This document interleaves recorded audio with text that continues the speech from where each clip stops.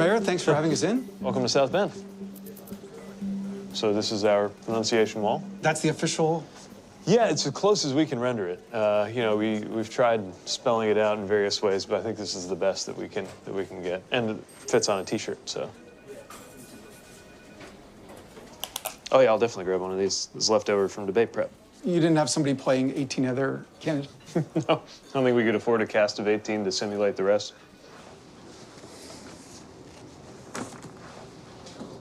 So, Mr. Mayor, thanks for having us in. And I understand that you're about to move for the third time? We are, yeah. So our first office, we started out with really 3 people. It was about 5 by the time I launched the committee. Pretty quickly outgrew that space. So you were 30 people a couple months ago. You're around 90-ish. Yeah, now, that's right. 150 at the end of the month. Yeah, now, of course, a lot of that's out in the field. We're building up teams in the early states, but also a lot of people here. And it's fun to build up this campaign in South Bend as well. Mr. Mayor, do you agree with President Trump that China's a threat? I believe China's a major challenge. If we fall behind on something like artificial intelligence, I am very concerned about the challenge that China presents, especially because they're exploiting the perceived weaknesses in the American system.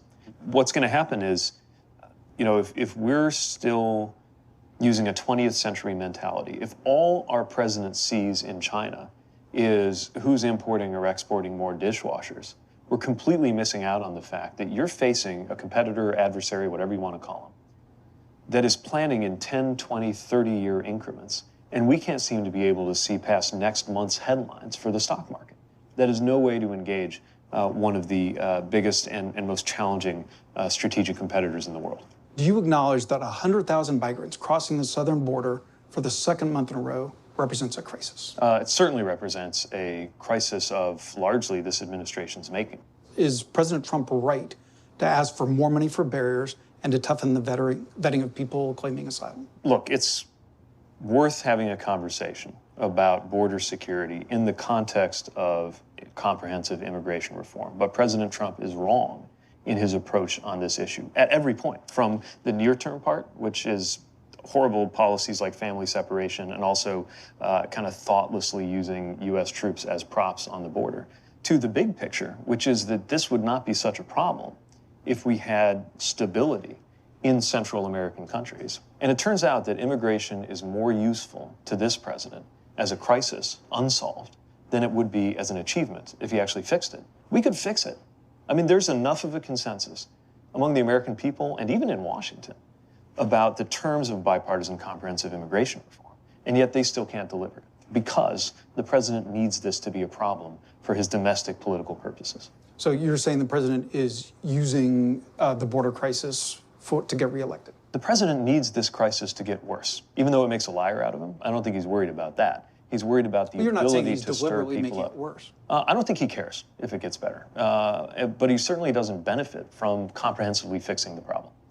And I wouldn't put it past him to allow it to become worse in order to have it be a more divisive issue so that he could benefit politically. What's the smartest foreign policy decision President Trump has made?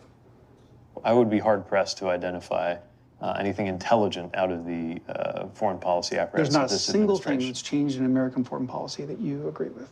Well, let me say this. In the context of a terrible approach on North Korea, one good thing may have happened, and that is that we are starting to, at least some in the foreign policy world, are starting to see the possibility that the path toward peace on the peninsula and the path toward denuclearization might happen through steps that are taken in tandem, rather than insisting on full, complete denuclearization before anything can happen with regard to peace. Now, this is not the result of an enlightened policy in the Trump administration, but it may have created an opening that a future president could use to drive a better outcome on the Korean Peninsula than what we have today.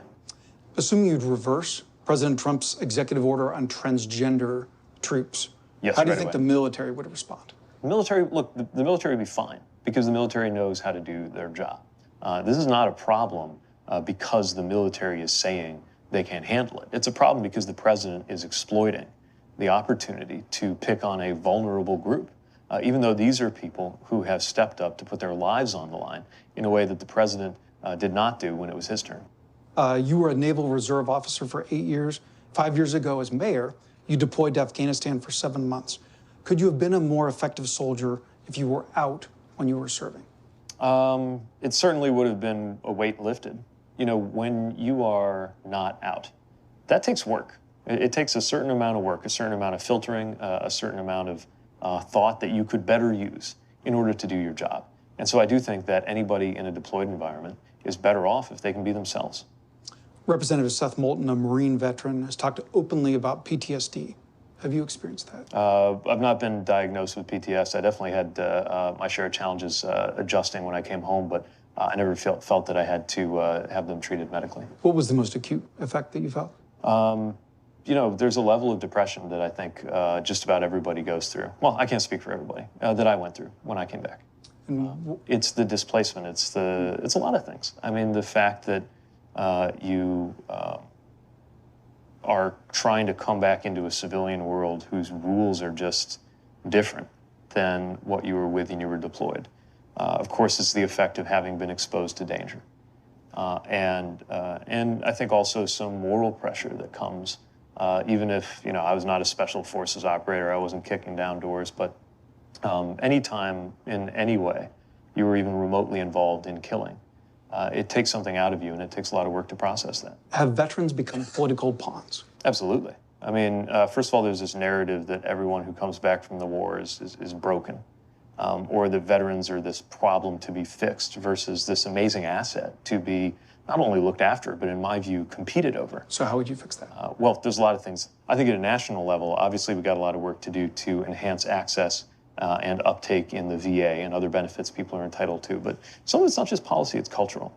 It's talking about veterans in a different way, treating veterans in a different way, not rushing to smother them in admiration before we've just sought to understand the experience, honor it, and not have veterans treated like this exotic species. It's just people. Republicans claim that John Kerry was a traitor in Vietnam, that Barack Obama was a Muslim.